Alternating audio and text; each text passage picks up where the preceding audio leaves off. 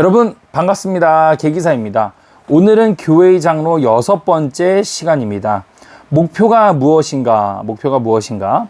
다시 정리해보자. 장로들은 목사들 혹은 목자들이다. 목양의 은유는 장로 사역에 대한 중요한 의미를 드러낸다. 첫 번째, 목양의 은유는 장로의 일이 주로 교인들과의 관계에서 생긴다는 것을 말해줍니다. 장로의 일은 프로그램보다는 사람에 대한 거예요. 이거 되게 중요합니다. 장로는 뭐다? 프로그램보다는 사람에 대한 일이다. 그러나 목양의 이미지는 장로가 하는 일이 어디에서 생긴다는 것뿐만 아니라 왜 그 일을 해야 하는지도 말해주게 되죠. 장로들은 왜 교인들과 함께 많은 시간을 보내고 삶을 나누어야 할까요? 장로들은 무엇을 이루기 위해서 노력해야 되는 것인가요? 단지 교회가 더 친근하고 가족적인 분위기가 되게 하는 것이 목표입니까? 물론 그것도 부수적인 목표예요. 절대적인 부수적인 목표입니다. 근데 가장 중요한 목표가 뭐냐면요. 교인들이 밑줄입니다. 교인들이 그리스도의 온전함으로 자라나게 하는 거예요. 다시 그리스도인이 뭐라고요? 그렇죠. 교회 그리스도인들이 내 교인들이 뭐다? 온전하게 예수 그리스도를 닮아가게 하도록 돕는 거예요. 이게 장로의 역할이란 말이에요. 아셨죠? 그러니까 이 공식을 아니까 여러분들이 이제 어떻게 됩니까? 그리스도를 닮아가려면 어떻게 됩니까? 바른 진리를 알아야 되죠. 그러니까 진리를 잘 가르쳐야 돼요. 그리고 그들에게 보여지는 게 있어야 되죠. 그래서 행실에 있어서 중요해야 돼요.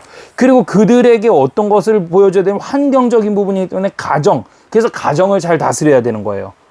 아시겠죠? 예. 그러니까 그분들이 근데 내가 보고 처음에는 사람을 본받을 때 어떻게 하냐면 보고 야, 저 사람 흠이 없네? 본받고 싶네까지 가야 되는 거거든. 그러니까 어떻게 되는 겁니까? 그렇죠. 흠이 없는 자가 나와야 되는 거예요. 이해되셨죠? 그래서 이 모든 공식이 이제 나온다. 그러니까 여러분 공식을 외우면 잡히듯이 여기에서 제일 중요한 거, 장로가 목표가 무엇인가를 알면 나머지도 성경이 다 이해가 되는 거죠. 디도서에 나오거나 이런 것들이 이해가 돼야 되거든요. 그죠? 왜 바울께서는 그렇게 말씀하셨지?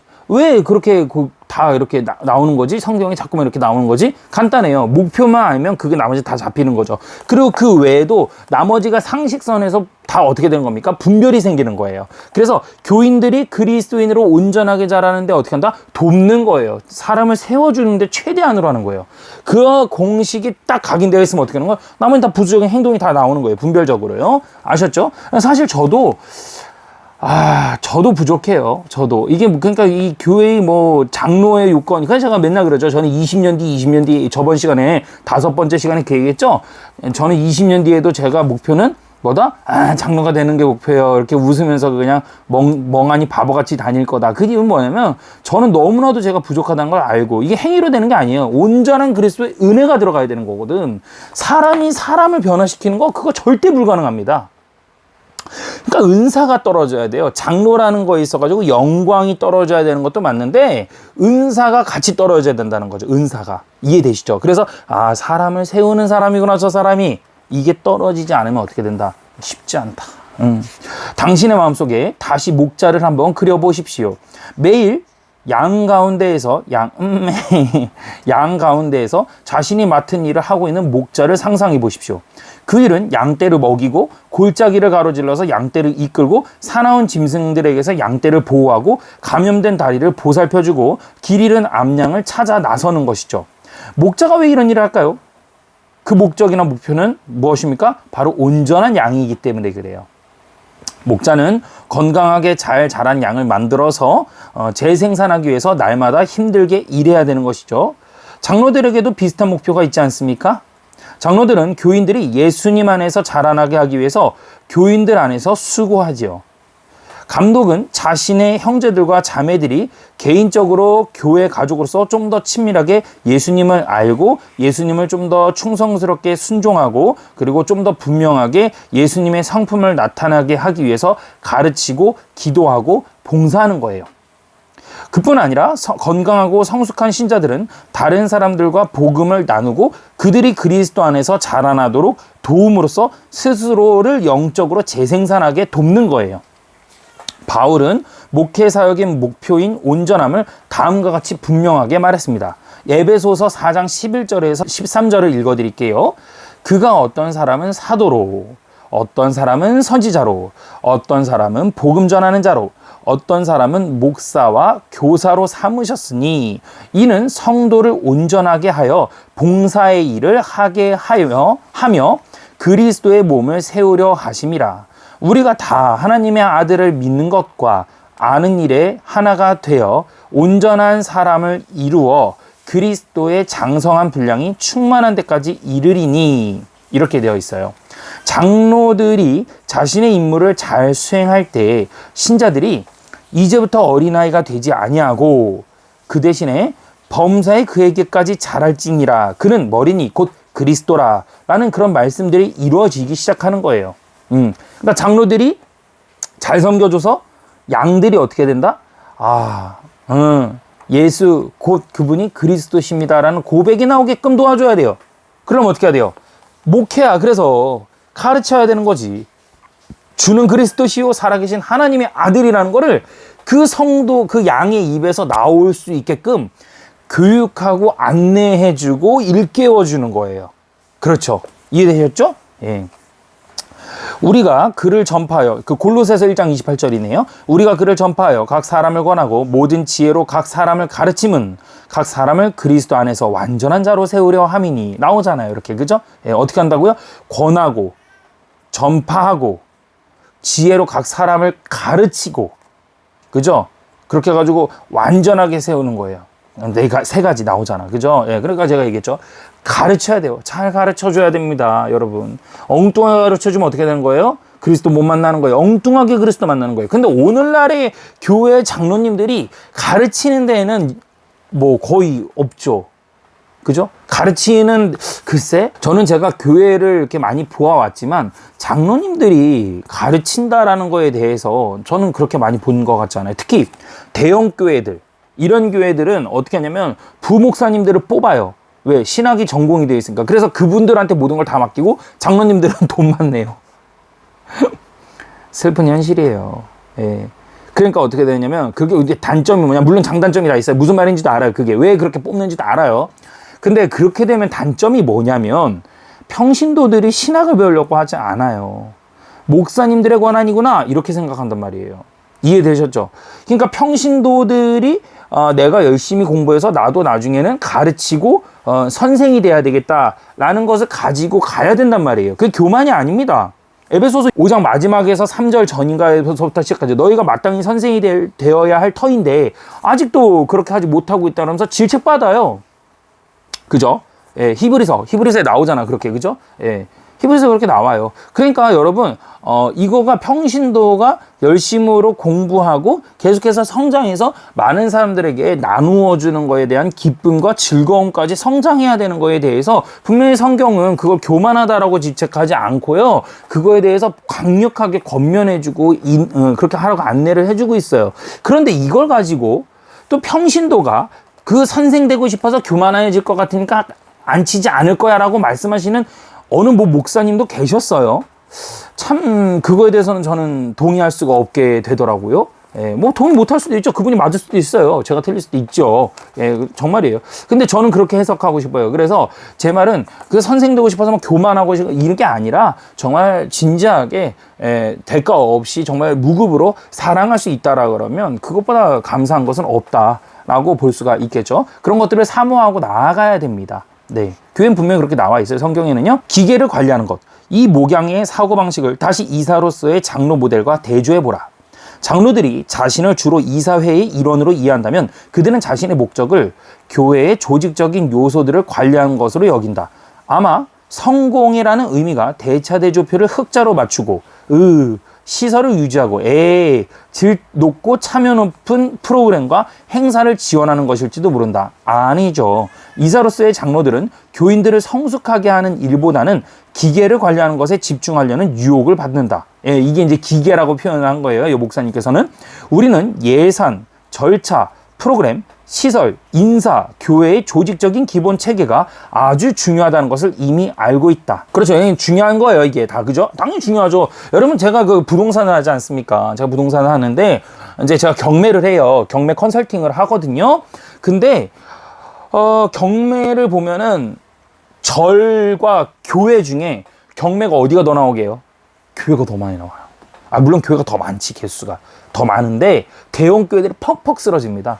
막 몇백억짜리가 나와요. 막 어마어마해요. 이름대 지금도 여러분 오늘 지금 언제냐면 2020년 11월이거든요. 뒤에 달력 11월 보이죠? 2020년 11월이에요. 여러분 제가 여기서 얘기만 하면은요, 대한민국이 다 아는 사람들, 다 아는 그런 대형 교회가 지금 경매가 3개가 나왔어요. 여러분 서울에 있는, 말만 딱 되면 다 알아. 이거 모르는 사람들 없어. 그 교회가 이 정도로 나왔어요. 막 4개인가가 나왔어요, 교회가. 깜짝 놀래. 근데 이거는 이제 노예가 넘어간 경우더라고요, 이번에 보니까. 근데 이거 말고도요, 교회의 대형 교회가 상당히 많이 넘어가는 경우가 많아요. 왜 그러냐면 교회 안에서 분열이 생기고 그 분열 안에서 어느 한 돈 많은 사람에 의해서 그 사람에게 좌우됐다가 그 사람이 교회 나가게 되고 그 사람들이 다 교회에서 어떻게 되는 거예요? 흩어지니까. 그러니까 다 무너지는 겁니다. 십자가를 짊어지려고 안 해요. 이해되셨죠? 이러한 것들이다라고 볼 수 있겠죠. 우리는 교회 예산, 절차, 프로그램, 시설, 인사라는 교회의 조직적인 기본 체계가 아주 중요하다는 것을 이미 알고 있습니다. 효과적인 행정 그 자체는 전체 몸을 가리키고요. 그리고 목양하려는 장로들을 자유롭게 하는 하나의 사역이자 영적인 은사죠. 그죠? 예. 조직에 대한 그 작은 생각 하나가 구약의 모세와 신약의 사도들로 하여금 자신들의 소명을 이루도록 권한을 주었고, 이로 인해서 어떻게 합니까? 하나님의 백성들은 복을 받았죠. 예. 또한 심지어 관계적인 목자로서 장로들은 교회의 조직적인 기본 체계를 관리하는 전반적인 책임도 맡게 됩니다. 그러나 핵심은 다시 한번 말씀드린다면 프로그램이 아니다. 뭐다? 그렇죠. 사람이다. 사람을 뭐다? 예수 그리스도를 닮게끔 하는 것이 맞다. 이렇게 되는 거예요. 오케이? 네. 기계를 관리하는 것에 대해서도 이렇게 좀 되어 있었어요. 요거는 그래서 좀 간단하게 패스하도록 할게요. 망토를 물려주기. 예수님은 하늘로 오르실 때 자신을 따르는 자들에게 마지막 명령을 주셨습니다. 마태복음 29장 19절에서 20절입니다. 그러므로 너희는 가서 모든 민족을 제사로 삼아 아버지와 아들과 성령의 이름으로 세례를 베풀고 내가 너희에게 본부한 모든 것을 가르쳐 지키게 하라. 볼지어다 내가 세상 끝날 때까지 너희와 항상 함께 있으리라 하시니라. 예수님은 자신이 이전 몇 년 동안 제자들과 함께 계시며 하셨던 일을 그들에게 하라고 말씀하셨습니다. 예수님은 제자들을 모으셨고 구별하셨고 자신의 말씀을 가르치심으로써 그들이 자라나게 하셨죠. 선한 목자는 양들을 위해서 자기 생명을 바치셨을 뿐만 아니라 양들 가운데 사셨고 양들을 변화시키셨죠. 예수님이 세우신 제자들은 예수님을 사랑하고 예수님께 순종하고 다른 사람들에게 예수님에 대해서 증거하는 사람들입니다. 이제 예수님은 또 다른 제자를 세우라고 그 제자들을 보내시는 중이죠. 사도들은 예수님의 목자 망토를 걸치고 그리스도를 따르는 자들을 더 많이 불러 교회로 모으고 그들이 가르침을 통해서 자라게 했을 것입니다.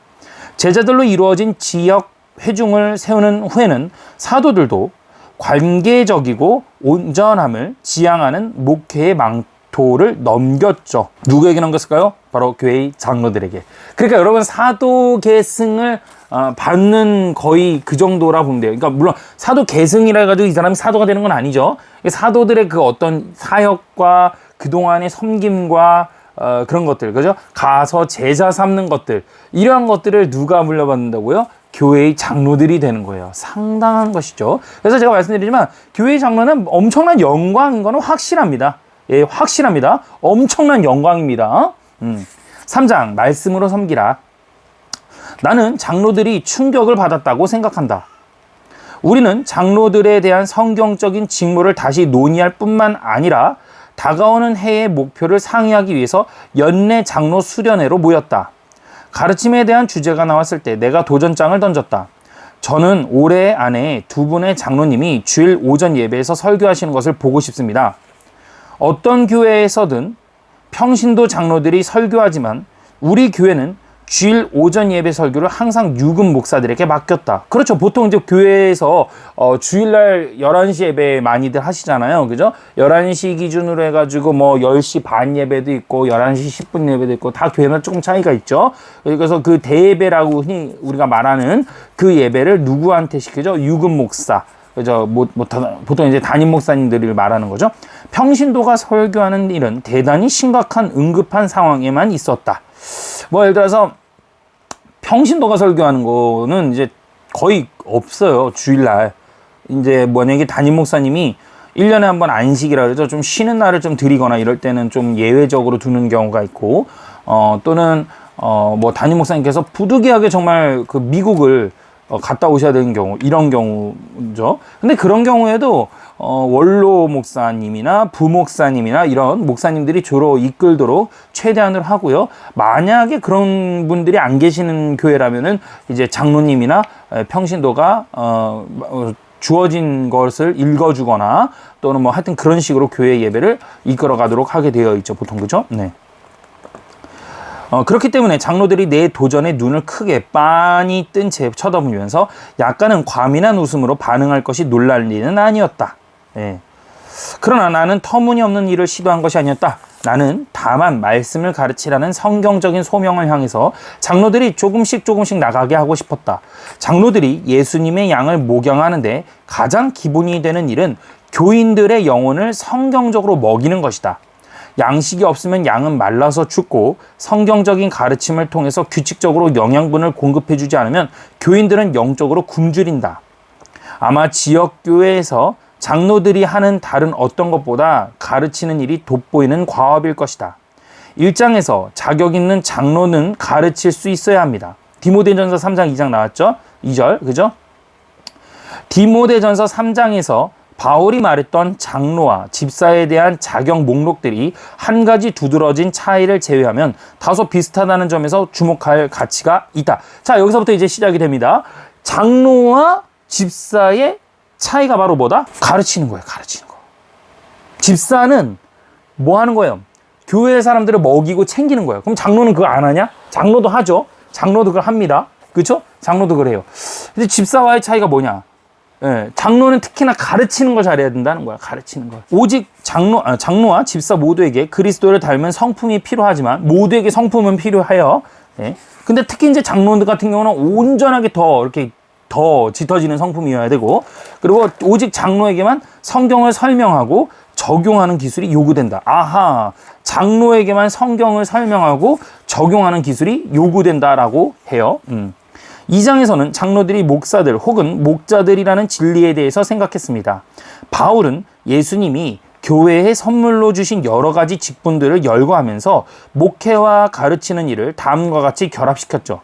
그가 어떤 사람은 사도로, 어떤 사람은 선지자로, 어떤 사람은 복음 전하는 자로, 어떤 사람은 목사와 교사로 삼으셨으니 두 가지 주목할 필요가 있겠죠. 첫째, 이 모든 직분자들은 하나님의 말씀을 전하죠. 사도들은 예수님의 말씀과 행위를 선포하고 기록하는 목격자들입니다. 선지자들은 주님께 직접 받은 말씀을 전합니다. 복음 전하는 자들은 복음을 알리게 되겠죠. 마찬가지로 목사들은 지역교회를 가르치는 겁니다. 직분자들 모두가 하나님의 말씀을 전한다는 사실은 다음에 두 번째 주목할 점으로 이어지게 되는데요. 바로 어디냐? 11절입니다. 11절. 11절에 나오는 누구와 누구? 목사와 교사라는 것입니다. 헬라어에는 정관사 하나에 두 명사가 모두 딸려 있다고 해요. 이는 두 개의 명사가 서로 수식하고 있음을 암시하는데요.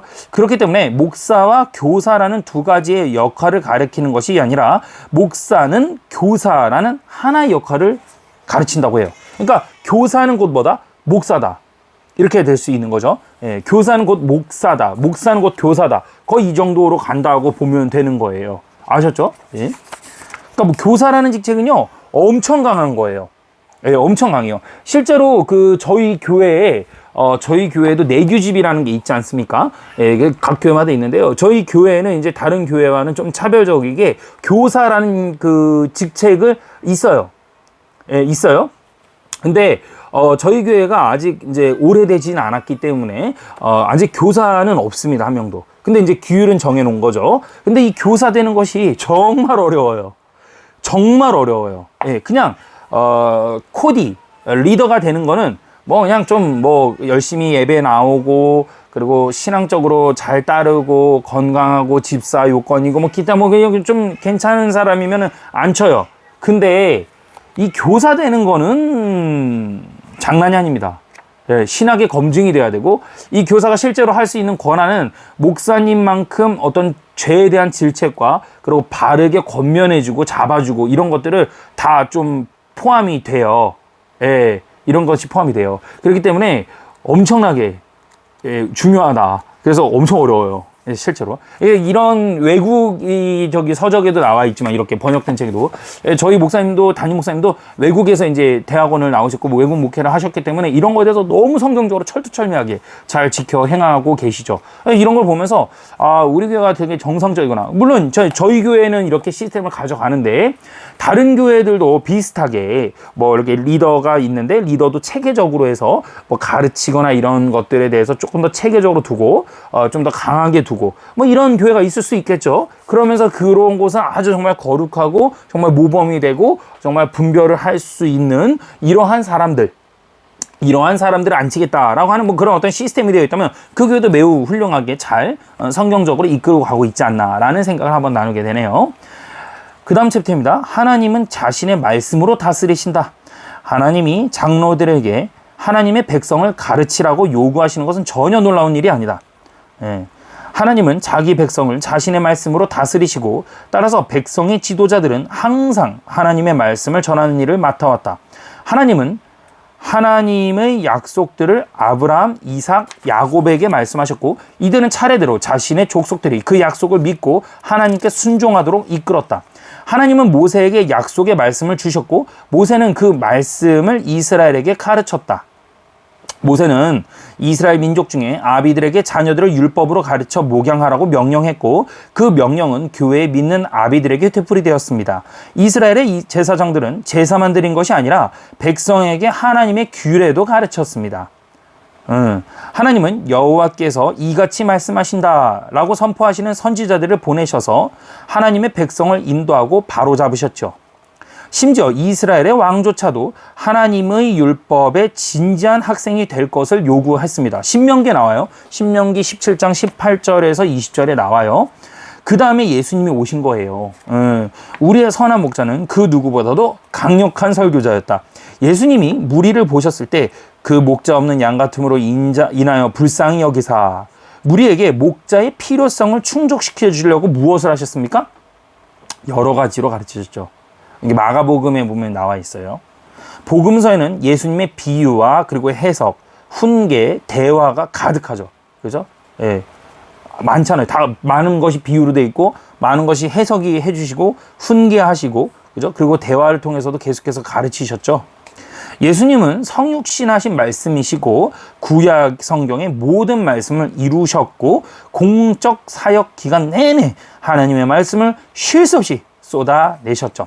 부활 후에 예수님은 자신의 가르침과 선포한 사역들을 사도들에게 넘기셨으며 예수님의 가르침이 복음서에 가득한 것처럼 사도들의 가르침이 사도행전과 서신서에 가득합니다. 그리고 사도들은 자신의 설교를 통해서 사람들을 제자 삼고 그 제자들을 교회로 모았죠. 사도들은 각 교회를 위해서 장로들을 임명했고 그 장로들에게 사도적인 교리를 맡겼습니다. 다음의 사실에 경탄하십시오. 예수님은 살아계신다. 예수님은 하늘에서 통치하시고 당신이 섬기는 교회를 다스리신다. 또한 예수님은 자신의 왕적인 권위를 당신이 섬기는 교회에서 말씀을 통해서 행사하신다. 예수님께 속한 사람들은 말씀에 순종함으로 오늘도 예수님께 순종한다. 따라서 장로가 말씀을 충성스럽게 가르칠 때 예수님이 그 가르침을 통해서 예수님께 속한 사람들을 주권적으로 보살피시기 마련입니다. 가르침에 참여하라입니다. 가르침에 참여하라. 이것이 장로들에게 현실적으로 의미하는 바가 무엇입니까? 장로의 직무에는 어떤 함축적인 의미가 있습니까? 나는 두 가지가 있다고 믿는다. 첫째, 분명한 것은 장로들이 교회에 가르치는 사역에 참여해야 한다는 거예요. 첫 번째로. 자꾸 나오는 게 뭡니까? 그렇죠. 가르치는 거예요. 그러니까 장로의 일은 가르치는 거예요. 가르치는 거. 계속 가르치는 거예요. 예, 계속 가르치는 거예요. 장로는 성경을 자세히 설명하느라고 바빠야 한다. 예, 그렇죠. 장로가 해야 되는 건 뭐다? 성경을 계속 읽고 비교하고 분석하고 찾아서 방어하고 교회를 지키고 성도들을 먹이고 이게 장로가 해야 되는 거예요. 장로가. 왜? 목자니까. 양떼. 이리가 와. 자, 볼게요. 이게 되게 부끄러운 일이야. 이 대한민국이 여러분들 생각 좀 해보세요. 장로님이 돼가지고 도덕적으로만 착한 게 의미가 있는 게 아니라고요. 예? 제발 좀요. 신천지가 교회에 들어와. 누가 막아야 돼?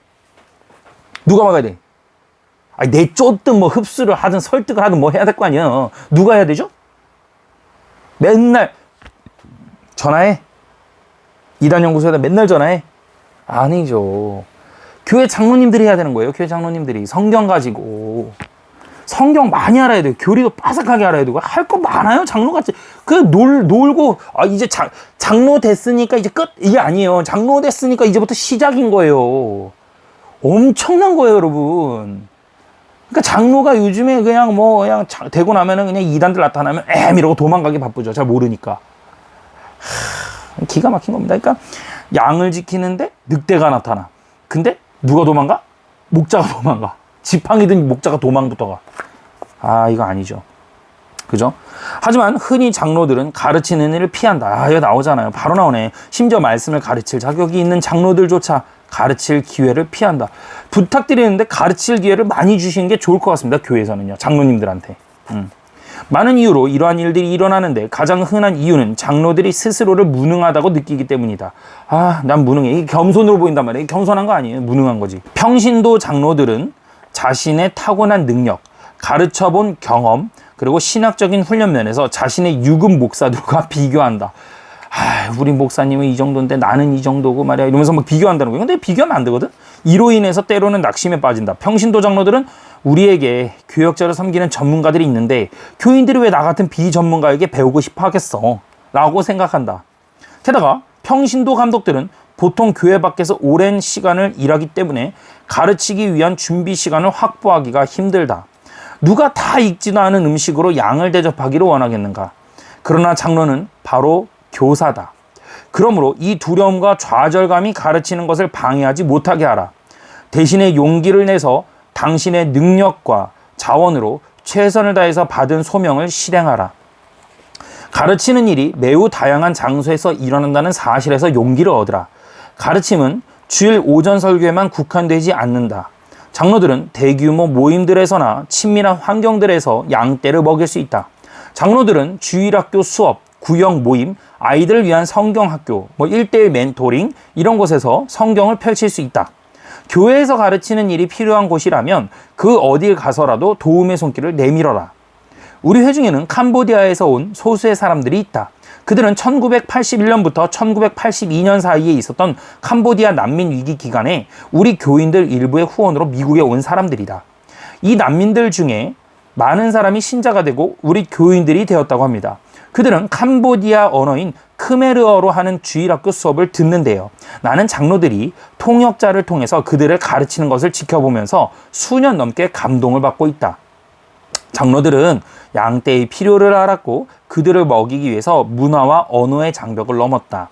가르치는 은사는 다양한 장점들과 묶음으로 온다는 사실에서도 용기를 얻으라. 많은 회중으로 하여금 45분 동안 넋을 잃고 주목하게 하는 능력이 모자란다고 해서 장로가 가르치는 소명에서 물러나야 한다는 것은 아니다. 무익한 비교를 멈추고 하나님이 당신에게 주신 은사들과 삶의 경험들과 인격을 어떻게 사용할지 생각해보라. 내가 섬기는 교회의 교인인 마이클이 중독이라는 죄악의 노예로 수년간 망가져 있던 사람들을 마음에 둔 것은 애초에 예수님이 마이클을 중독의 권세와 죄책감에서 구원하셨기 때문이다. 그래서 마이클은 중독에 대한 성경 공부를 시작했습니다. 마이클은 잘 짜여진 회복 프로그램을 사용하지 않고 그저 성경을 가르쳤어요. 그러나 마이클의 삶의 경험과 연민의 마음은 그가 중독과 싸우는 사람들과 이어질 수 있게 했다. 내가 정기적인 주일 설교에서 하는 것과는 다른 방법으로 말이다. 심지어 장로도 아니었던 마이클의 예는 하나님이 우리의 다양한 삶의 경험을 하나님의 말씀을 가르치는데 어떻게 사용하는지도 보여준다. 뭐예요? 성경을 제대로 알고 성경을 어떻게 활용해야 되고 어디서 활용해야 되는지도 다 가르쳐주는 거야. 적용까지도. 이게 분별을 가리키는 거거든. 거기까지 나아가야 되는 거예요. 성경 공부가. 그러니까 성경 공부가 공자왈 맹자왈이 아니에요. 공자왈 맹자를 넘어서서 좀 이상하대? 공자왈 맹자를 넘어서서 성경에서 말씀하시고자 하는 바를 제대로 알아야 하고요. 율법을 알아서 그 율법을 통과해야 돼요. 예. 그렇게 돼야 되는 거예요. 그리고 그 율법을 통과해서 어떻게 해야 됩니까? 온전한 예수 그리스도께서 행하신 게 어떤 것인지를 알고 그 아는 것을 세상 가운데서 어떻게 써나가야 되는지를 그때그때마다 시츄에이션이라고 하죠. 시츄에이션마다 쓸 수 있게끔 기준을 잡아주는 거야. 그 기준을 심어주는 거야. 그러니까 엄청 어려운 거야. 교육이라는 게 되게 어렵죠? 정말 어려워요. 정말 어려워요. 엄청 어려운 거예요. 그러니까 장로 하나 나오는 거는요, 그냥 나오는 게 아니에요, 여러분. 그냥 장로 투표해가지고, 인기 투표해가지고 뚝딱 나오는 거 아닙니다, 그거. 그런 식으로 장로 뽑는 거 아무 의미 없어, 그거. 그렇게 하는 거 아니에요. 정말 확실한 사람 세우려면 장난 아닙니다. 성경 말씀 빠삭하게 하는 사람이 해야 돼요. 그래야 교회를 지키죠. 제가 왜 저번 시간에도 말씀드리지 않았습니까? 앞에서? 저는 20년 뒤에 장로가 될 겁니다. 근데 20년 뒤에도 뭐라고 얘기한다고요, 저는? 20년 뒤에도 장로가 될 겁니다. 또 20년 뒤에 뭐라고 한다고요? 그때 가면 죽겠다, 나. 가면서 40년이니까 죽진 않았겠지? 그쵸? 그때 가서 뭐라고요? 20년 뒤에 장로. 그거 3번 하면 죽어. 20년씩 3번 하면 죽을 거야, 아마. 죽어요. 그 정도만. 그런 거예요. 그만큼 어려워요, 여러분. 그만큼 어려운 거예요. 다만, 목표 지향을 두고선 열심히 뛰긴 해야 돼요. 왜? 성도니까. 이게 뭐 장로가 목표라서가 아니고 성도로서 열심히 달려야지, 열심히 거룩을 향해서 달리고 하나님의 말씀을 알아가려고 달려야 되는 거예요, 여러분. 이거는 맞아요. 아셨죠? 예. 끝으로 성경 교사는 시간이 지남에 따라서 나아질 수 있다는 점에서 용기를 얻어라. 모든 교사는 디모데에게 준 바울의 교훈을 따라야 한다. 디모데전서 4장 13절에서 15절입니다. 내가 이를 때까지 읽는 것과 권하는 것과 가르치는 것에 전념하라. 내 속에 있는 은사 곧 장로의 회에서 안수받을 때의 예언을 통하여 받은 것을 가볍게 여기지 말며 이 모든 일에 전심전력하여 너의 성숙함을 모든 사람에게 나타나게 하라. 하나님은 자신의 교사들에게 완벽이 아니라 진보를 보이라고 요구하십니다. 자신을 다른 교사들과 비교하지 마십시오. 대신에 자신의 가르침이 작년이나 5년 전에는 어땠는지 비교하고 향상된 점을 찾아야 합니다. 이런 일을 실천할 때에 모든 일에 전심전력을 할 때에 우리는 나아질 수 있는 것이죠. 그러므로 가르칠 기회를 잡으십시오. 그리고 자신을 다그치십시오. 교회에 신학적으로 훈련받은 사람들이 있다면 당신이 지식적으로 약한 부분을 보강받을 수 있는 책을 추천해달라고 그들에게 부탁하십시오. 나야! 이건 나야. 이건 교만한 게 아니라 이건 나야. 이거 내가 딱 여기서 이건 나다. 이거 제가 도와드릴 수 있어요. 제가 섬겨드릴 수 있다는 거예요. 제가 그래도 책이 좀 읽었어요. 저는 그래도. 예. 그러니까 여러분 이 교회 장로 책도 그런 거죠. 그러니까 이 교회 장로 프로그램을 보시는 방송을 보시는 분들, 예, 장로로서 사모하시고 여러분들 모두 다 장로로 정말 좋은 장로님으로 각 교회에서 섬겨주시길 정말 바라는 거예요. 그래서 이 시작이 뭐였어요? 기도할 때가 이걸 통하여서 각 나라의 우리나라의 많은 좋은 장로님들이 많이 나오기를 정말 바란다 그랬죠? 예, 근데 장로는 또 가르치는 것만 잘해서는 안 되거든. 성품이 좋아야 되거든. 성품이 안 좋으면 어떻게 되는 거야? 장로 못하는 거야. 가르치는 걸 잘해도. 그러니까 저는 20년 뒤 이런 교회예요. 성품이 안 좋고요. 성품이. 가르치는 거는 좀 해. 가르치는 거 좀 하니까 내가 유튜브 하지 안 그러면 유튜브 하면 안 되지, 나도. 이거 남의 허송세월 다 보세요. 구독 누르세요. 막 이러면서 하면 안 되지. 맞잖아. 근데 나는 성품이 안 되어서 힘들어. 그러니까 여러분들은 성품이 되시는데 가르치는 게 잘 안 된다. 그러면 개기사를 보시고 열심히 공부하셔서 장로의 결에 반드시 올라가시기 바라겠습니다. 그래서 좋은 장로님 좀 돼주세요. 저도 좀 이렇게 안겨가지고 좀 갈 수 있는, 전 정말 진짜 원해요. 그런 장로님들이 저희 교회, 우리 교회 사람들이 이거 보는 건 아니지만, 저희 교회도 있고, 옆에 개혁주의 교회도 있고, 형제교회도 있고, 이웃교회도 있고, 정말 많은 교회에서 그런 분들이 많이 나왔으면 좋겠어요, 제발. 그 부흥의 세대를 꿈꿔야 되지 않겠습니까? 그죠? 예. 그리고 다른 교사들과 장로들에게 당신의 가르침을 듣고 피드백 줄 것을 요청하라. 내가 한번 가르쳐볼게. 나 어때? 이렇게 물어보라는 얘기예요. 재밌네, 이거. 그죠? 만약 당신의 교회의 설교 목사가 당신에게 주일 오전에 설교하기를 원하냐? 라고 물으면 위협을 무릅쓰고 예! 라고 대답하라. 이건 좀 이건 조금 좀 그래요. 이거는 목사님께서 그렇게 물어보시는 거가 되게 위험할 수 있어요. 설교는 성도들이 은혜 받으러 온 건데 준비도 안 된 사람한테 그렇게 물어봐도 안 되거든. 그러니까 주일 말고 사이드로 많이 하죠. 예를 들어서 수요 예배 있는 데는 수요 예배, 그죠? 성경 공부 시간, 기도 시간 이럴 때는 부목사님들이나 이런 분들한테 많이 세우죠. 예, 그렇게 되는 겁니다. 오늘은 여기까지 하도록 할게요. 여러분 계속해서 이제 좀 강조되는 건 뭐냐면 가르치는 거에 대한 부분들이고요. 오늘 또 새롭게 배운 게 뭐죠? 장로의 역할. 그러니까 장로가 왜 돼야 되느냐. 장로의 목표 배웠죠? 장로의 목표는 뭡니까? 예, 프로그램이 중요한 게 아니라 영혼을 살려서 그리스도께로 온전하게 나아가게 하고 그리고 분별하게 하고 그 분별이 율법을 통과해서 세상에 나가서 분별을 하여서 결정 지을 수 있는 데까지 가는 그 복선의 기준을 심어주는 것까지라고 얘기를 했어요. 그쵸? 그래서 오늘 여기까지 하도록 할 테니까요. 여러분들 오늘 고생 많이 하셨습니다. 기도하고 좀 마칠까요? 기도하겠습니다. 좋으신 주님 감사합니다. 오늘 교회의 장로를 또 통하여서 우리가 한 단계 더 진도가 나갔습니다. 하나님, 우리가 장로라면 기본적으로 가르치는 거 기본적으로 해야 되는데요. 이상하게 안타깝게도 무너진 한국교회에서는 장로가 가르치는 거가 취업을 가르치거나 교회에서 토익 몇 점 나와서 어떻게 취업해야 돼, 그래야지 성공해, 그래야 연봉 얼마 받아, 이런 프로그램들, 이런 거 좀 제발 교회에서 하지 말고 하나님의 말씀을 정말 어떻게 지켜서 세상에서 분별하고 정직하고 선하게 열매를 비춰나갈 수 있는지를 가르칠 수 있는 그런 장로님들이 우후죽순 많이 건강하게 나타날 수 있도록 하나님 제발 은혜를 허락하여 주시옵소서. 이 방송을 보시는 분들이 혹시나 마음속에서 장로를 꿈꾸는 마음이 정말 진심으로 있다라면 건전하게 하시고 사모하게 하시되 오염되지 않게 하시고 진정으로 섬기는 데 있어서 그 섬김이 한도 끝도 없이 낮아져서 정말로 남들이 봤을 때 저분은 정말 따라갈 수 없는 겸손함과 따라갈 수 없는 섬김이 있구나라는 그러한 성품을 주님께서 심겨주셔서 그분들이 한국교회의 개혁주의 안에 또 넓게 우리 대한민국 건강한 교회들의 우후죽순 일어나서 부흥의 세대를 다시 한번 꿈꿔볼 수 있도록 하나님 은혜를 허락하여 주시옵소서. 감사드리고 예수님의 이름으로 기도드립니다. 아멘. 여러분 감사합니다. 고생했습니다.